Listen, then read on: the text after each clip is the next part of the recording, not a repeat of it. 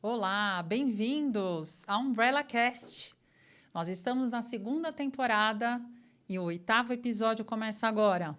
Você, mãe, pai, cuidador de adolescente e os nossos queridos pares psicanalistas, esse episódio é para vocês. Hoje nós vamos falar de um tema muito especial e temos um convidado também muito especial que eu já vou apresentar. Bom, eu vou começar aqui com um pensamento a respeito do tema. Vamos ver se você vai adivinhando aí. A psicanálise aborda o sintoma como uma manifestação simbólica de conflitos e conteúdos inconscientes. Nós, psicanalistas, partimos do pressuposto de que os sintomas não são meramente problemas a serem eliminados, mas sim expressões de questões mais profundas relacionadas à vida emocional e à história pessoal do indivíduo, ou seja, uma tentativa de encontrar soluções para os conflitos internos, uma expressão simbólica de conteúdos reprimidos ou não resolvidos, que buscam uma saída através de sintomas físicos, comportamentais ou psicológicos. E aí, pensou? Pois é, o tema é sobre automutilação ou autolesão. Pais, mães, cuidadores, esse tema tem sido um problema para você? Ou você tem ficado um pouco tenso lendo, ouvindo falar do que acontece no dia a dia na nossa contemporaneidade? Pois é, a gente trouxe aqui um convidado muito especial e eu vou ler antes uma frasezinha e pedir para ele iniciar o nosso episódio com ela. De acordo com Freud, fundador da psicanálise, a automutilação seria uma forma de expressão desses conflitos internos, uma tentativa de aliviar a tensão emocional por meio de um ato físico. Então, para responder a essa e tantas outras perguntas que a gente formulou aqui para esse episódio, vou passar a bola para o Danilo Marmo. Bem-vindo, Danilo. Tudo bem? Tudo bem. Queria agradecer o convite. Estou muito feliz de estar aqui com vocês. Nossa, nós que estamos muito, muito felizes com você aqui. E queria saber qual a sua expectativa para o episódio de hoje. Eu acho que quando a gente fala de automutilação, de corte, a gente pode começar se perguntando de que corte se trata, né? Que corte que a gente está falando. Perfeito. Uau! Ar de mistério. Eu pedi para ele e ele trouxe para a gente, né? Mas, estou pensando também aqui numa coisa. É importante vocês saberem o currículo do Danilo, né? O Danilo é psicólogo com especialização em psicologia clínica. Ele é psicanalista, docente de curso de formação em psicanálise do Centro de Estudos Psicanalíticos, do CEP, editor do Anuário de Psicanálise Rumos e há 20 anos atende adolescentes e adultos. Então, qualquer serviço que você queira obter e informações sobre o Danilo, a gente vai deixar no final do episódio para você. E aí vocês podem segui-lo no Instagram também. E também tem uma outra convidada que eu acho que vocês conhecem muito, que é a Stephanie, a nossa querida convidada aqui para o ambiente de hoje, para nosso bate-papo. Sté, o que você espera do nosso bate-papo de hoje? Estou muito animada, estou muito feliz com a presença do nosso convidado. Ele foi nosso professor de formação, então tem essa profissão que eu admiro, que é a da transmissão da psicanálise, né? Então, além de psicanalista, a gente se propor a discutir os temas, a ensinar, a transmitir o que vem muito do que a gente percebe na nossa clínica, né, para o outro. Então, é uma honra ter o Danilo aqui hoje com a gente e tenho certeza que o debate vai ser bem esclarecedor para os pais, né, para aqueles que estão querendo entender um pouco melhor o que acontece em relação a esse tema tão difícil, né? É isso aí. Então, eu vou começar, pessoal, com vou trazer um pouco uma reflexão da pergunta inicial, citando de novo Freud, tá? A automutilação pode ser entendida como um ato de autopunição motivado por sentimentos de culpa inconscientes. Na verdade, essa frase ela é de 1920. Como explicar o porquê cada vez mais jovens se autolesionam, Danilo? Pois é, eu acho que nessa questão, além da culpa inconsciente, a gente pode pensar a automutilação eu acho que principalmente por 3 camadas, 3 aspectos. Como todo sintoma, não é um sintoma que tem uma única causa, pode ter vários fatores, né? Então, pensando na automutilação, no cutting, que é o ato de se cortar, eu acho que tem essas 3 dimensões. A primeira, do adolescente, é quando é um jeito dele dizer que o corpo é dele, que ninguém manda naquele corpo a não ser ele. Então, essa é a primeira dimensão da automutilação. Porque o adolescente, ele não é mais criança, mas também não é adulto. Então, ele está numa transição, se despedindo do corpo da infância e começando a entender que corpo é esse, que eu é esse, do adulto que começa a nascer.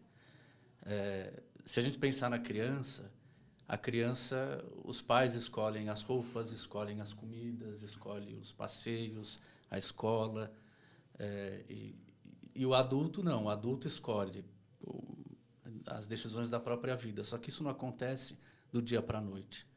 A adolescência é esse período, esse momento de transição.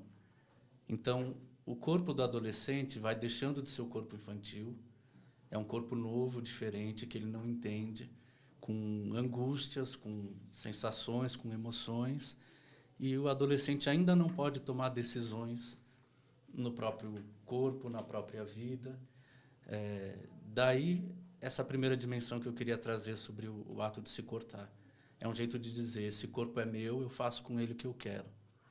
Eu acho que isso é a primeira coisa. Tanto quanto os transtornos alimentares, anorexia, bulimia. As meninas que têm anorexia e se recusam a comer, também é uma recusa ao outro, né? Não, esse corpo quem manda sou eu. O que entra, o que eu como, eu que mando. Então, acho que isso tem essa similaridade. Da automutilação com os transtornos alimentares. Acho que isso é interessante a gente pensar. Tem esse primeiro recado. Uhum. Uma segunda dimensão, além desse dizer que quem manda no meu corpo sou eu, o cutting acaba sendo um escoamento para a angústia. Então, o adolescente que está vivendo um monte de coisa e que não sabe direito o que está vivendo, não tem ainda recursos psíquicos, porque até outro dia era uma criança, não tem ainda recursos simbólicos, sofre um monte de insegurança na escola, na família, no próprio psiquismo mesmo, no mundo interno. E aí, essa angústia, esses medos, essas inseguranças, que o adolescente não sabe ainda o que fazer com isso, não tem nome, com o ato de se cortar, de se automutilar, ele acaba ali tendo controle de uma dor, de um sofrimento. Essa dor eu começo, essa dor eu sei quanto dura e essa dor eu termino. Então, esse controle da dor traz um alívio para o adolescente, que essa dor eu consigo controlar.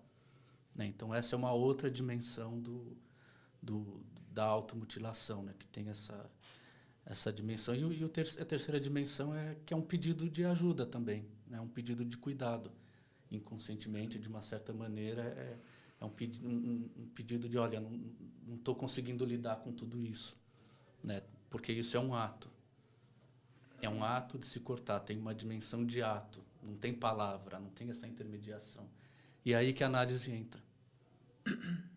Então, levando esse adolescente em sofrimento, os pais que sofrem muito ao ver os adolescentes assim, com automutilação, quando começam uma análise, o adolescente pode falar dos seus sofrimentos, dos seus medos, das suas dúvidas, das suas angústias. E onde tem palavra, não tem ato. Uau. Perfeito. Esté, o que você pensa? Nossa, uma aula, né? Já começou com uma aula. Professor, né? Acho que essas 3 pontuações que o Danilo traz pra gente, nos bastidores dela, tem sempre aquele recado, que é uma coisa que o Umbrella sempre traz para o público, que é o adolescente sofre. Eu acho que essa validação do sofrimento do adolescente, né, para além do você não tem nada para fazer, você só tem que estudar, né? O que é tão importante ou o que causa tanta angústia para esse adolescente que se transforma em sintoma, que tem um destino que precisa ser dado ao corpo.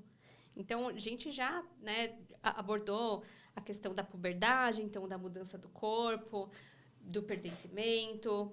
E aí a gente também tem sempre que pensar o que é o ambiente, né? Como que o adolescente vivencia isso, quais são as implicações, né, que vão, de alguma forma, construindo esse mundo dele e o que acaba sendo fonte de angústia, então, para que ele tenha, né, como saída, de repente, esse contorno que você cita, né, de, olha, eu preciso começar aqui e terminar aqui. Eu sei aonde começa, eu sei aonde dói.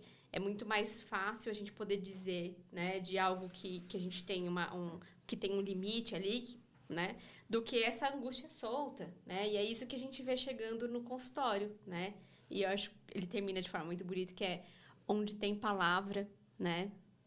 Então, assim, se consegue sair pela via da palavra, já é um movimento diferente. Já fez um outro caminho. Sim, né? não tem ato, né? Não tem ato. A gente fala em ato, né? De se automutilar, de autolesão. E a gente também fala de ato para fora, né?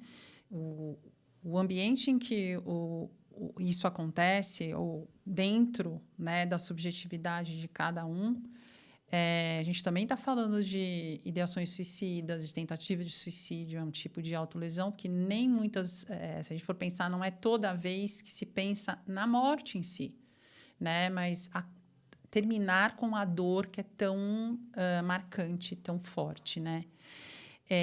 Eu vou trazer também agora, gente, para vocês, Jacques Lacan. Jacques Lacan é um psicanalista muito importante para nós.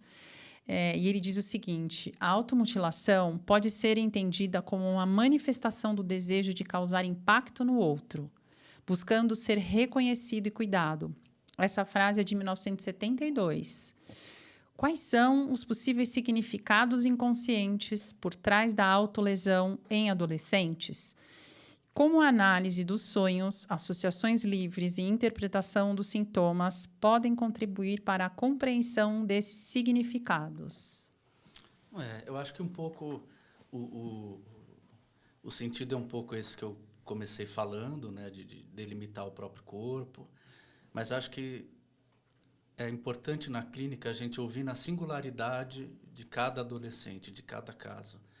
Então, um adolescente que esteja se cortando, o analista poder ouvir qual o sofrimento particular dele, né? O que o corte, a automutilação significa para ele naquele caso, na singularidade de cada caso. Então a gente escuta o corte, como escuta o sonho, como escuta o ato falho, como escuta as manifestações do consciente, porque tem algo a dizer do sujeito ali. Uhum. Então ele está conversando, vamos dizer assim, de forma inconsciente através dessas formas, como um sonho, por exemplo, que ele traz para a sessão, né? Sim, sim. E mais que isso, por ser um ato, todo ato é um pedido de interpretação para o analista, digamos assim. Então, quando o paciente esquece de pagar, é um ato. Quando o paciente falta, é um ato. Quando o paciente atrasa, é um ato. Todos esses atos são um pedido de o analista interpretar, dizer o que aquilo está dizendo. Então, um sintoma, um ato como automutilação, também é um pedido de ajuda de interpretação nesse sentido. Deixa eu só pedir para você esclarecer que tipos de automutilação, dar um viés aqui para a pergunta também, você tem visto chegar no teu consultório, enfim, nos questionamentos que alunos e cuidadores levam até você? Eu acho que a automutilação, a primeira coisa que vem é o cutting, é o se cortar mesmo. Se cortar. Isso aparece mais em meninas, aparece jovens nesse período na adolescência, nem tanto em adultos. É o que mais aparece. Agora, a gente pode pensar que a automutilação também, beber demais, comer demais, uso de drogas sem limite, também é uma espécie de automutilação inconsciente. Sim. Tem um recado que está sendo dado nesses excessos. Uhum. E as associações livres e interpretações que em análise acontecem, né? Você estava falando sobre o que traz o sujeito. Quer dizer, ele tem uma história a contar, né? Então, sempre essa história a contar fica mais claro para nós que estamos recepcionando nessa escuta esse sujeito. E muitas vezes os pais em casa esquecem de olhar essa história, né? Como se fosse num olhar mais expandido, mais fora, né? Do ambiente familiar, olhando aquele sujeito como não só como filho, né? Mas como um sujeito que adolesce, um sujeito que está saindo de uma fase, que é a da infância, para se tornar um adulto, um jovem adulto. E a Stephanie bem comentou, né? Hoje a gente escuta muito essa coisa do mimimi.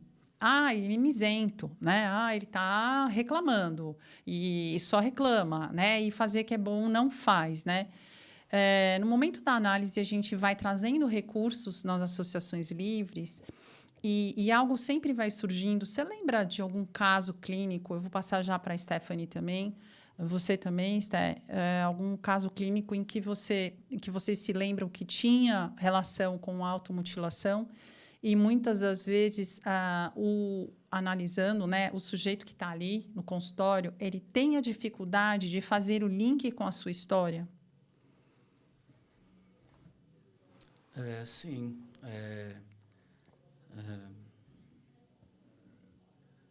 Estou pensando uma paciente que uma época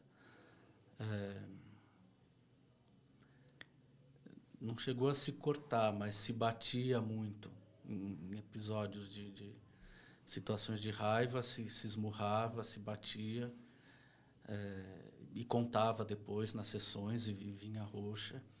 E a gente conversando qual o sentido disso, né? O que isso estava dizendo. E é evidente que ela queria bater em alguém e não em si mesma, né? Então, em quem ela queria bater. E aí se abre toda uma porta para falar da agressividade, para falar da raiva, para falar... Não precisa se bater. Fala disso na análise, vamos trabalhar isso, trabalhar a agressividade. Pode sentir raiva dos pais, pode... Mas não precisa se bater.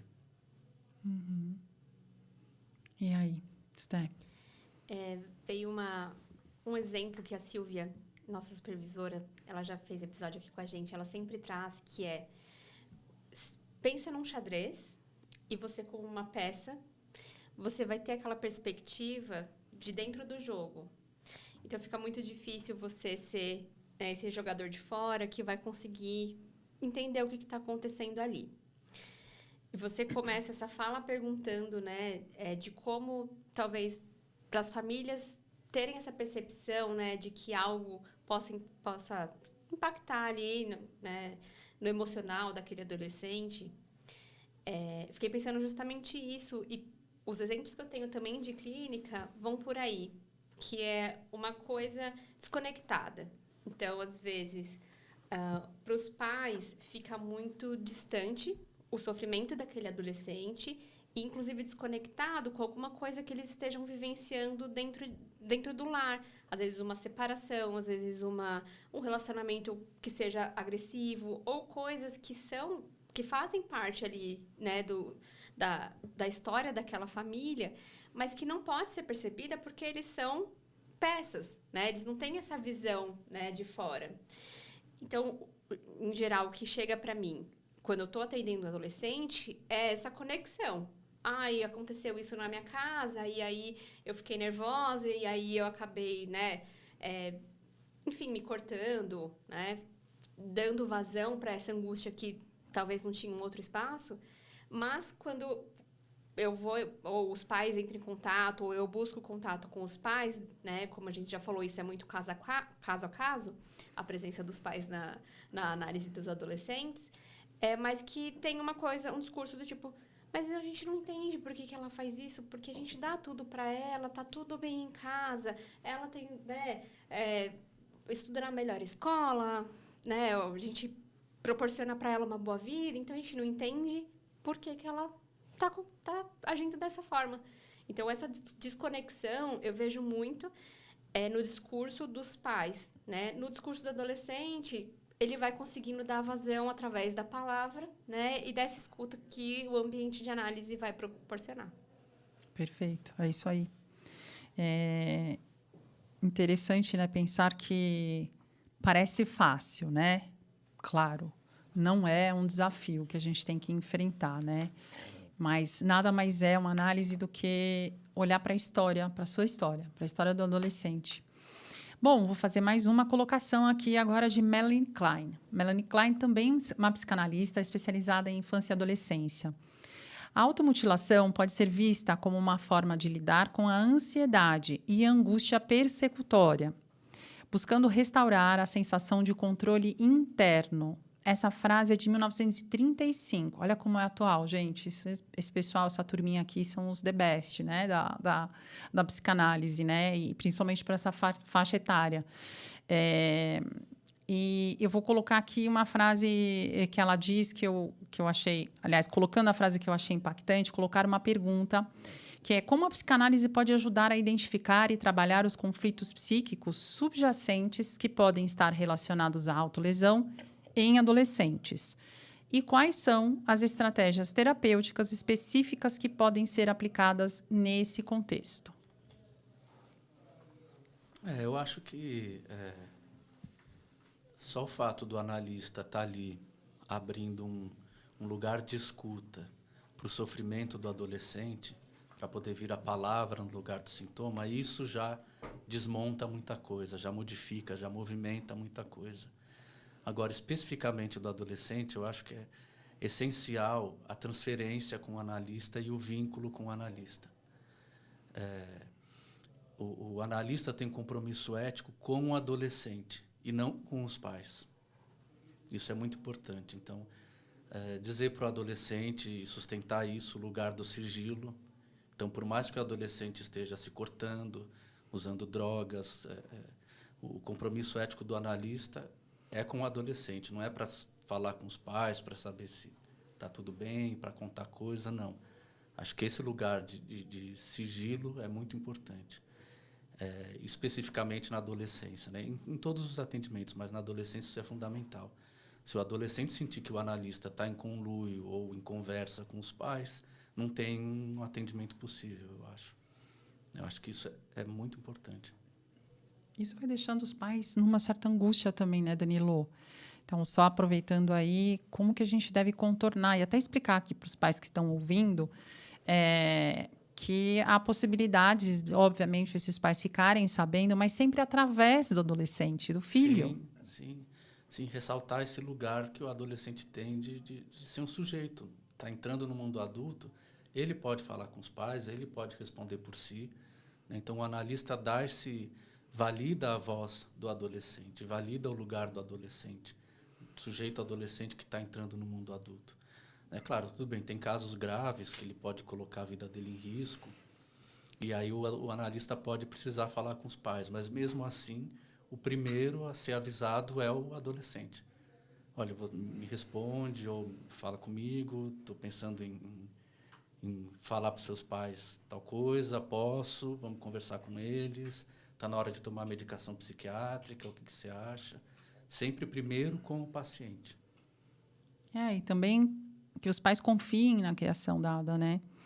Eu acho que a gente também coloca isso em análise e vai explicando para o adolescente, né? Isso, olha, seus pais são angustiados, né? É um momento que talvez haja um hiato, um silêncio muito grande, né, em que eles também ficam buscando respostas, né? Então, na análise, a gente vai ajudando esse paciente, esse adolescente, a ter essa potência de voz, né? Que ele possa, dentro do ambiente seguro da análise, ir formulando esse discurso, para que, então, ele possa levar, de alguma forma, esse discurso para os pais, para a família, né? E aí, Sé, o que você acha? Essa questão, né, do quanto os pais participam, principalmente quando a gente fala do adolescente, é muito importante porque em geral, muitas vezes quem chega em primeiro contato é dos pais, né? E aí, até a gente pensar quem que vem para análise, se vai ser o casal, se vai ser o pai, se vai ser a mãe ou se vai ser o adolescente, a gente tem essa construção, né? Eu já tive casos que a própria adolescente falou, eu quero fazer, né, análise. E aí, a mãe entrou em contato comigo, passou a bola.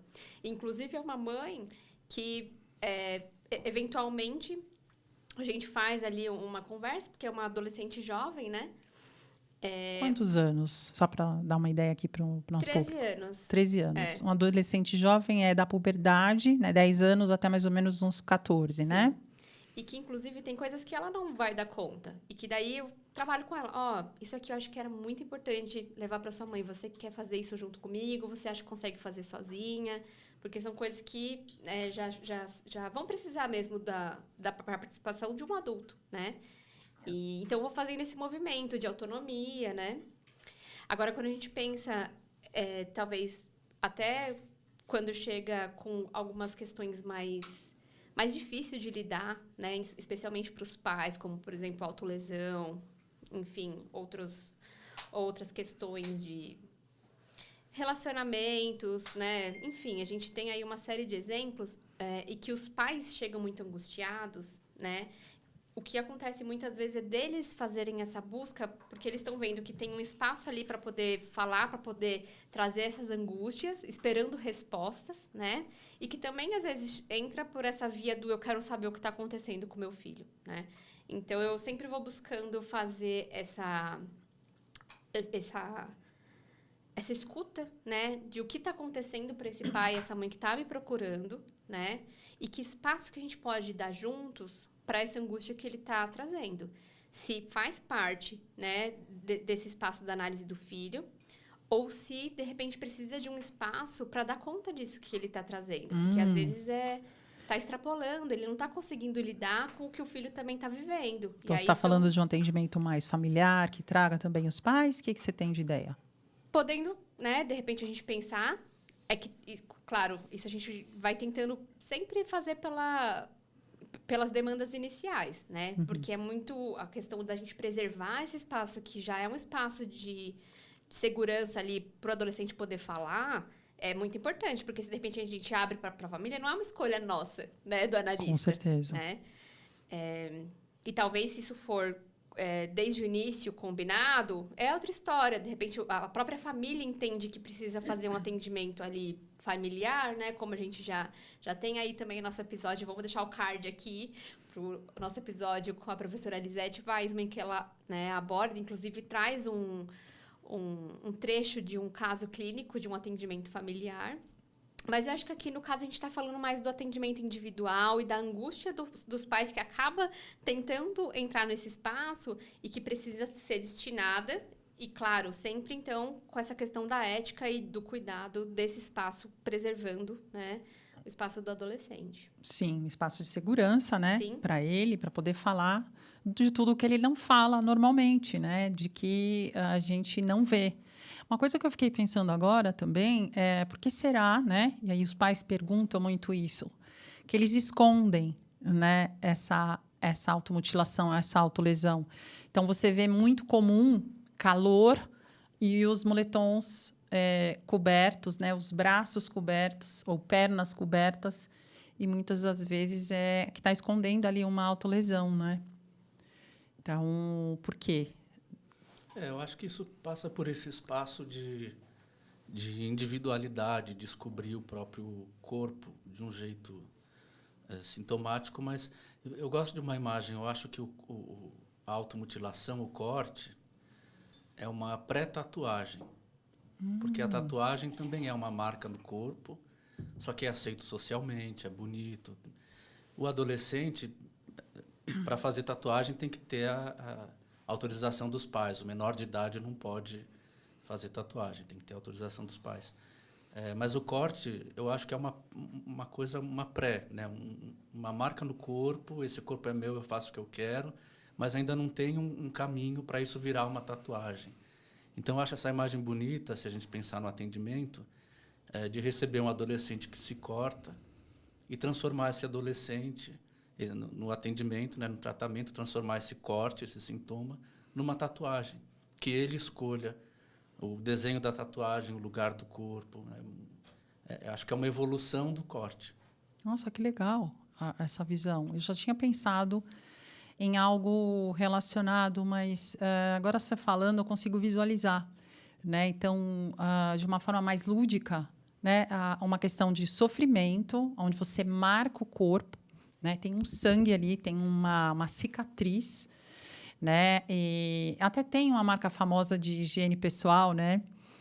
Não vou fazer isso, não vou dar nomes aqui, mas que mostra a marca, né, dos corpos e que faz parte da beleza humana, né? Então, acho que um convite que você faz para a gente pensar, para os pais que estão aqui assistindo, né, que talvez a gravidade seja não escutar, né, mas o corte em si pode se transformar em uma marca que vai sendo ressignificada, né, através dessa palavra, através de como vai se elaborando as questões internas e as dores, para que isso se transforme, né? Então, esse convite de tatuar o corpo, vamos dizer.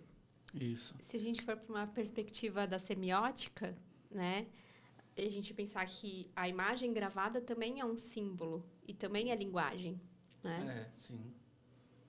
Exatamente. Lembrei de um caso aqui de um adolescente que ele estava há meses tentando convencer a mãe, ele morava com a mãe, sobre a tatuagem, que ele já estava com 18 anos, né, um adolescente um pouco mais já para jovem, né?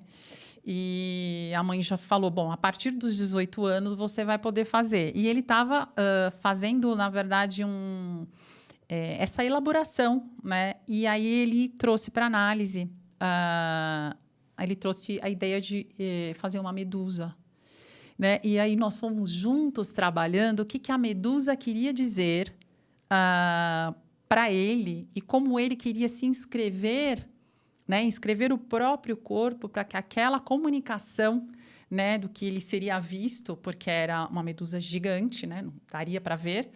Ele queria dizer sobre o que ele vinha elaborando. Então, é muito bonito pensar que a gente consegue, sim, com atendimento psicanalítico, dar essa voz, né? E a ideia também é não esconder, né, que se sabe, ou eu acho que esse é um ponto aqui falar, né? Qual vai ser o manejo? E eu vou introduzir aqui. Peraí, eu queria comentar uma coisa antes. Fala. De uma coisa que eu Vamos escutei lá. que tá rolando aqui, que é a gente tá o tempo todo marcando, então, que esse corpo não é dele. Porque se ele só pode fazer tatuagem quando ele fizer 18 anos, Sim. a angústia do adolescente é justamente essa. Ué, eu não sou mais submisso, eu não faço mais o que o papai e a mamãe pedem o tempo todo, não sou mais aquele, né, serzinho, mas também não tenho propriedade Possibilidade sobre o meu próprio alguma. corpo. Eu preciso que minha mãe assine para eu poder fazer uma tatuagem, né? Sim. Então, isso eu acho que é uma coisa muito importante que fica assim, você viu? Solta aqui, ó, quando eu fizer 18 anos. Né? E aí, o que acontece também é que quando ele faz 18 anos, ele descobre que não muda nada. Não muda nada. Sim. Ele continua tendo que se ver com o seu corpo, Sim. né? Sim.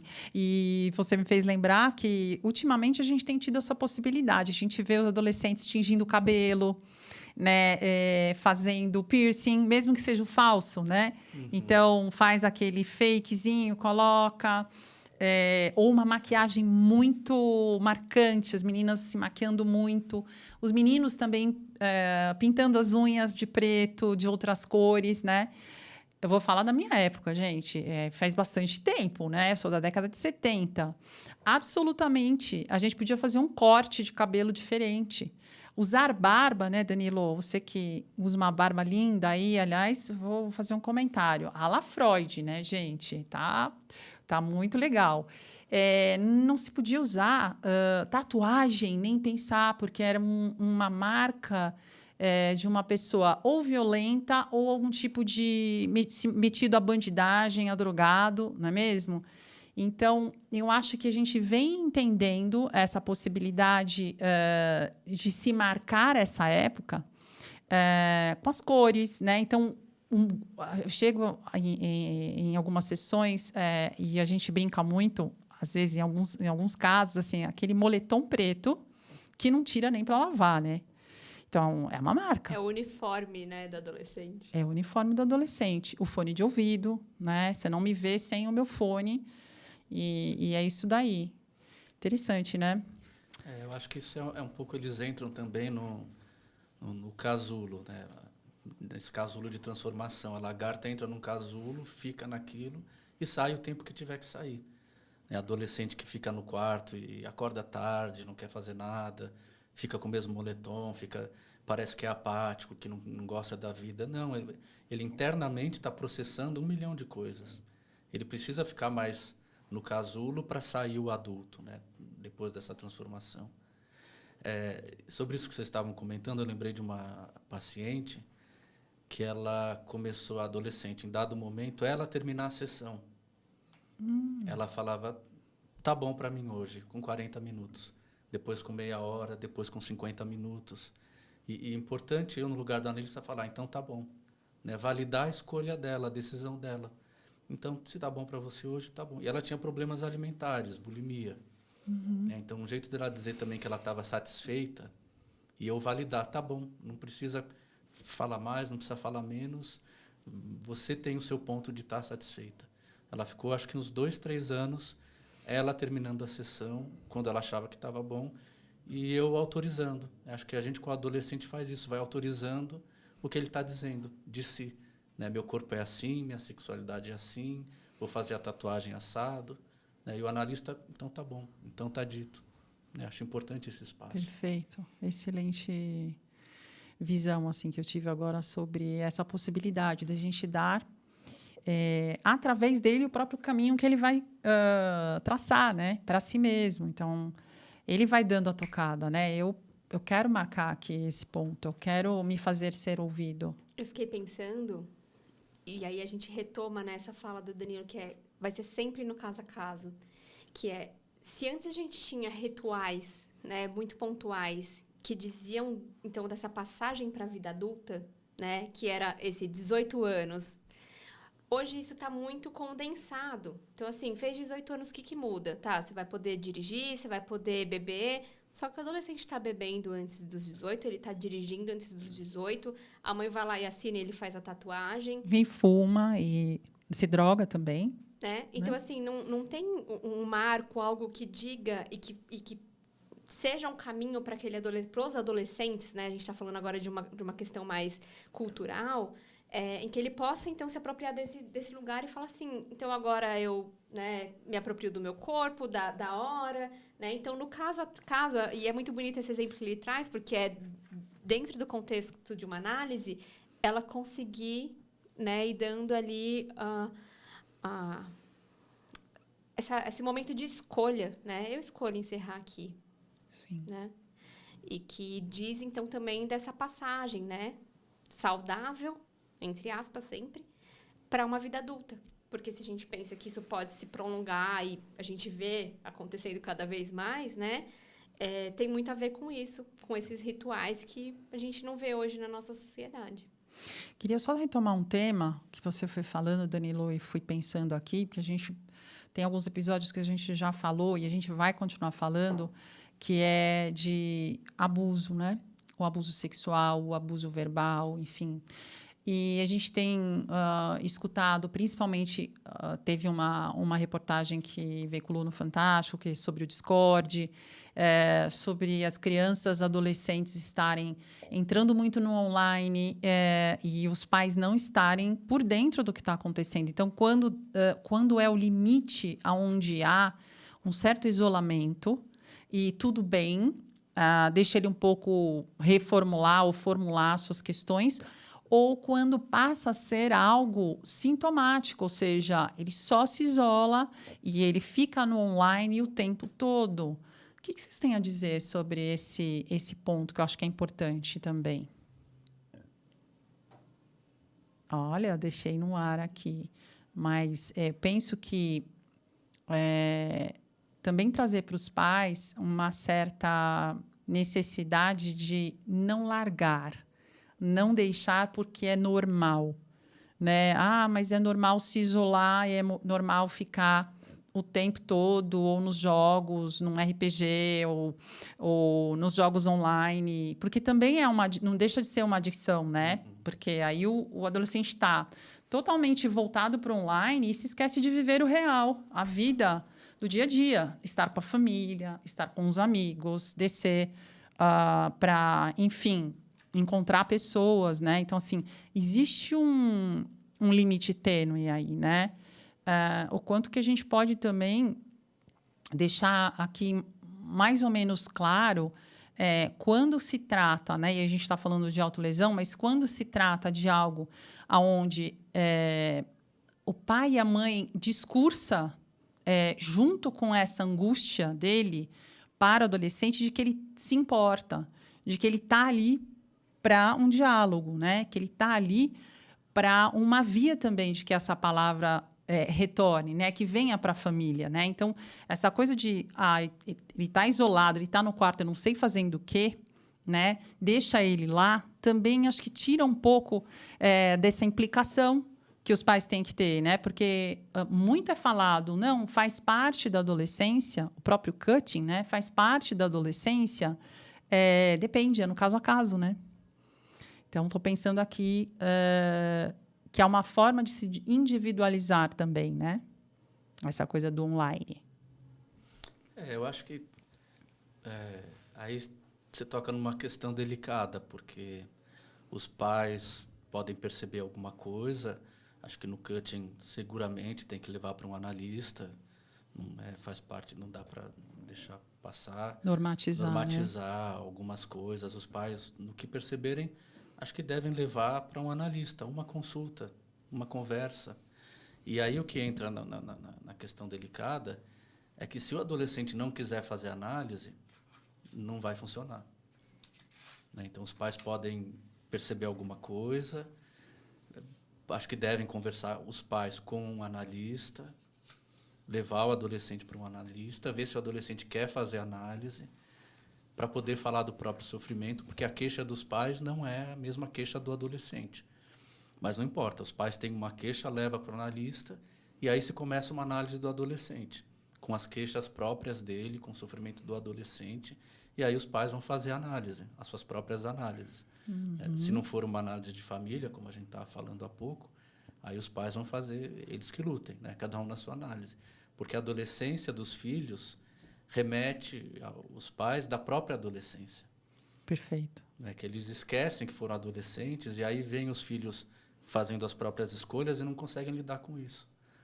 Porque filho também é uma projeção dos pais, né? Eles colocam muita expectativa nos filhos e o que os filhos estão vivendo de sexualidade na adolescência, os pais ou reprimem, rechaçam pela própria sexualidade. Enfim, é um jogo de forças inconsciente muito grande. Né? Então, eu acho que os pais podem perceber alguma coisa do adolescente que não está bem, levar para um analista, né? Conversar os pais, conversar o adolescente. Aí, se o adolescente quiser, por uma questão própria, fazer análise, aí é um caminho para se movimentar muitas coisas.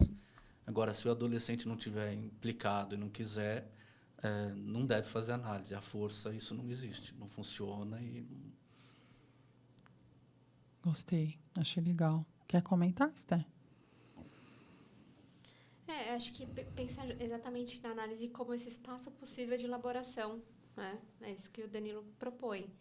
E que talvez os pais não consigam alcançar, né, o que esse adolescente está vivendo, qual é essa angústia, justamente por terem esquecido das suas adolescências, né? Mas se há uma possibilidade de validar que há um sofrimento, né, por mais angustiante que seja, poder reconhecer isso, porque a gente entende que vem também uma questão de culpa dos pais, né? Quando eles percebem que o filho não está sabendo lidar e que a via que ele está conseguindo lidar é, por exemplo, pela automutilação, acho que a primeira bandeira que se levanta é aonde foi que eu errei, né? Então, poder, né, se separar disso, por mais difícil que seja, novamente, mas poder, então, dar espaço para esse adolescente entender o que está acontecendo ali com ele, né? Um espaço possível é o espaço da análise. Perfeito. Então, vamos caminhar um pouquinho mais aqui Agora eu gostaria de abordar a próxima pergunta com a seguinte frase do J. Denásio, também um psicanalista e escritor. O livro dele que eu pesquisei foi o Como Agir com um Adolescente Difícil. Mas há outra humilhação mais dolorosa, mais temida ainda pelo adolescente. Ela é espantosa, que é a de fazer feliz o adulto que lhe dirige uma demanda. Explico-me. Acabo de dizer que a maioria dos conflitos do adolescente com seus pais é motivada por seu medo de se mostrar incompetente, incapaz e afetivamente dependente. Agora, completo e afirmo que muitos conflitos são motivados igualmente por seu medo de corresponder à expectativa dos pais e fazê-los felizes. E aí vem uma fala do adolescente: não suporto dar prazer aos meus pais. Sim, surgiria o inconsciente do adolescente histérico. E aí eu vou colocar uma pergunta. Como a relação entre pais e adolescentes pode ser considerada na compreensão da autolesão? Como a psicanálise aborda o envolvimento dos pais no processo terapêutico e a forma como eles podem influenciar ou contribuir para a autolesão do adolescente? Aí, falando um pouquinho, a gente já falou algo, né, mas mais direcionado para o atendimento. Eu acho que, como eu falei antes, acho que essa marca principal do adolescente que se corta e diz: esse corpo é meu, eu que mando, é um jeito de barrar os pais, de deixar eles ali. Não, eu estou começando a ser adulto, deixa eu decidir o que eu faço com o meu corpo. Então, é um jeito de barrar, de colocar um limite entre ele e os pais. Agora, é importante falar também que não é algo que seja comportamental, no sentido de que os pais estão errando, a mãe está errando, o pai está errando, faça assim, faça assado. Não se trata do comportamento dos pais, é algo inconsciente, tanto dos pais quanto dos filhos. Acho isso importante. E os pais também, quando a gente fala pais, pode ser qualquer pessoa que estiver ali fazendo essa função, né? Avó, tia, irmão mais velho, não é necessariamente o pai e a mãe, é quem está nesse lugar. E no manejo, nos atendimentos, eu particularmente, eu prefiro sempre deixar os pais o mais de fora possível nos atendimentos dos adolescentes. Eu escuto uma primeira vez, se necessário, recebo. Sempre quando eles me acessam, eu acolho o que eles estão dizendo, levo em conta o que eles estão me dizendo no meio do atendimento do adolescente. Mas eu sempre tento deixar de fora para dar essa ênfase à voz do adolescente, ao que ele está dizendo, ao sofrimento dele. Tem, dependendo do caso, momentos que pode-se precisar falar com os pais, ou que o adolescente pede, ou que quando os pais pedem, mas sempre passa pelo adolescente autorizar ou não. Já tive casos do pai da adolescente me acessar querendo falar. Eu falei, tá, eu vou perguntar para ela, se ela deixar, a gente faz uma sessão. Se ela não deixar, a gente não faz. E dito e feito, né? Eu acho importante ter essa prevalência da palavra do adolescente no atendimento dele. Tudo tem que passar por ele. Me perguntaram essa semana num grupo de supervisão,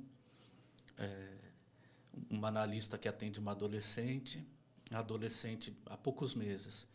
A adolescente, naquela semana, não foi à sessão e pediu para remarcar. Aí a analista me perguntou no grupo: fiquei com vontade de perguntar para os pais se está tudo bem. Devo perguntar ou não? Eu falei, não. Se a adolescente falou com você e remarcou, disse que vai faltar e vem semana que vem, ela falou, está falado, né?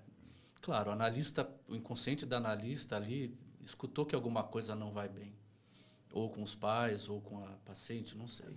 Mas não tem por que entrar em contato com os pais. Espera a adolescente chegar na próxima sessão e aí escuta, vê o que aconteceu. Aí uma outra pessoa do grupo falou assim, diante dessa situação, hipoteticamente, falou, mas e se a adolescente faltasse um mês e não me respondesse, não me escrevesse, e os pais vierem pagar o mês, porque são os pais que pagam, normalmente, os adolescentes. Aí eu perguntaria se está tudo bem. eu respondi mais ou menos.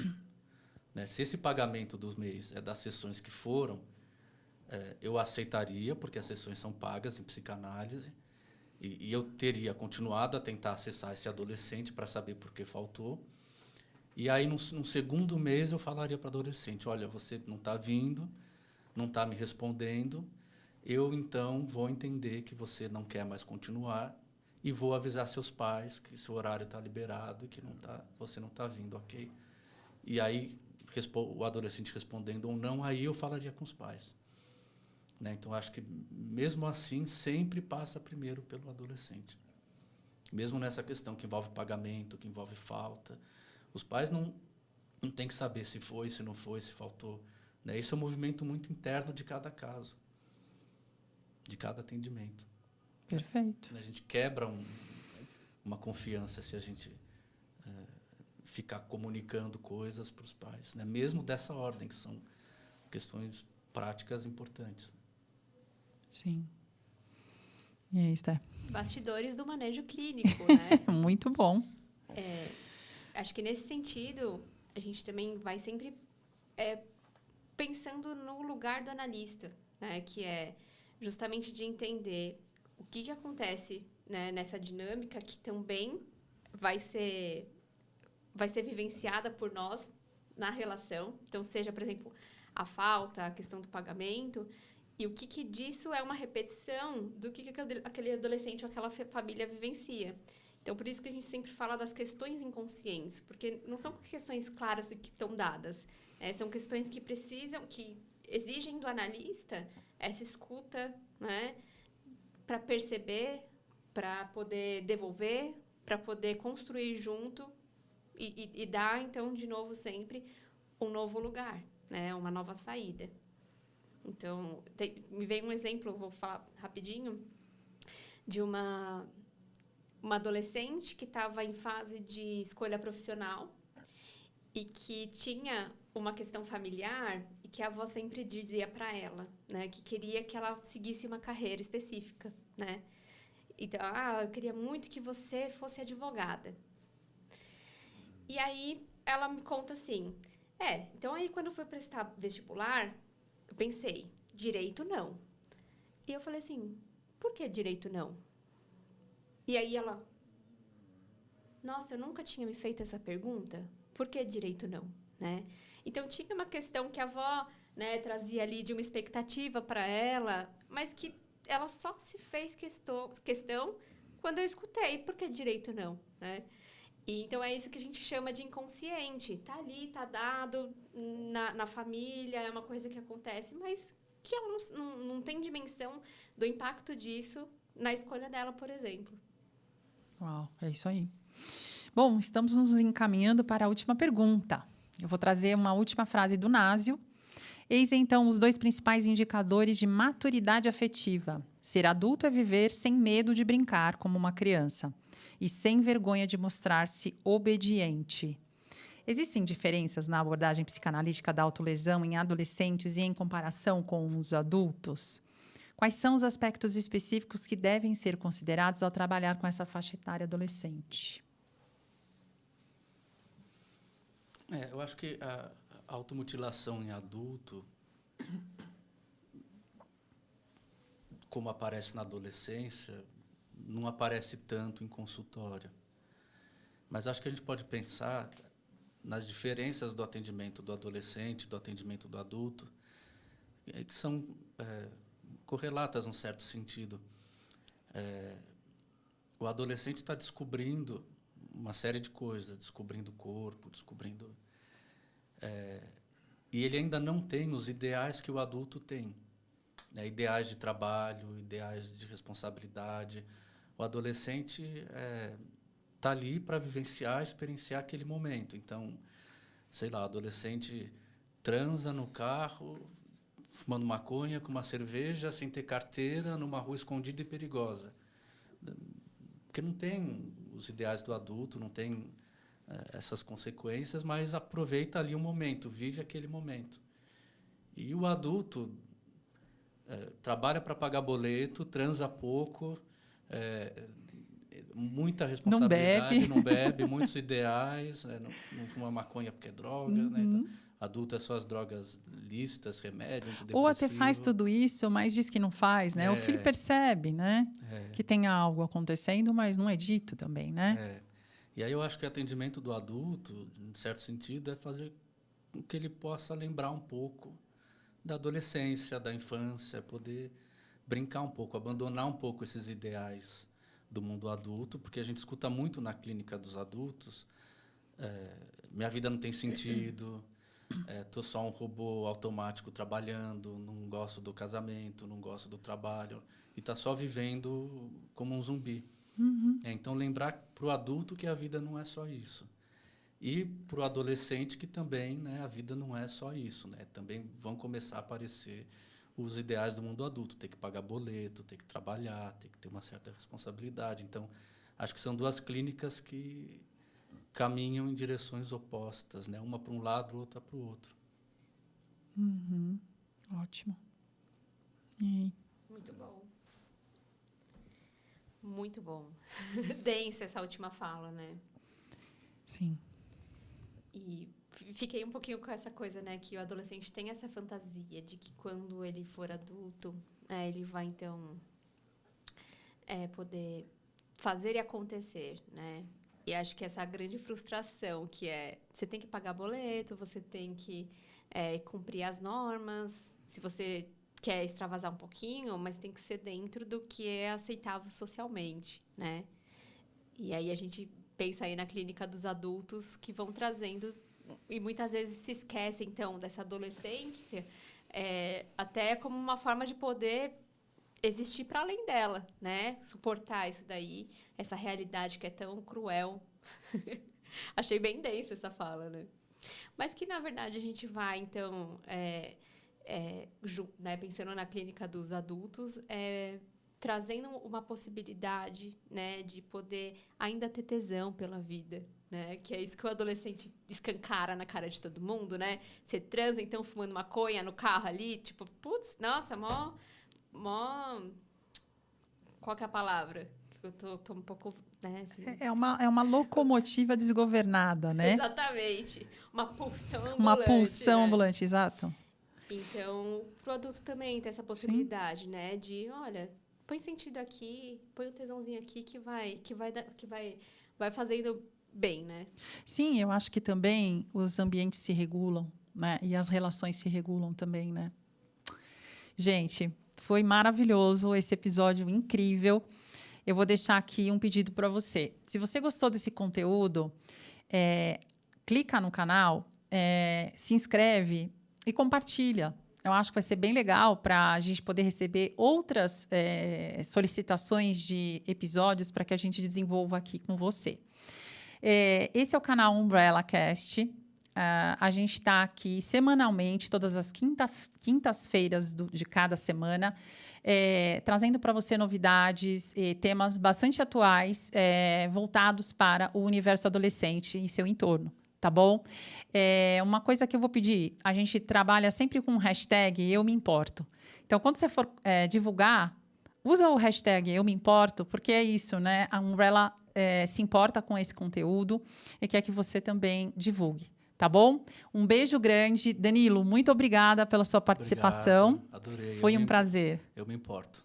Você se importa. Stephanie, obrigada, querida. Obrigada, Lu. Beijos. Obrigada, até a próxima.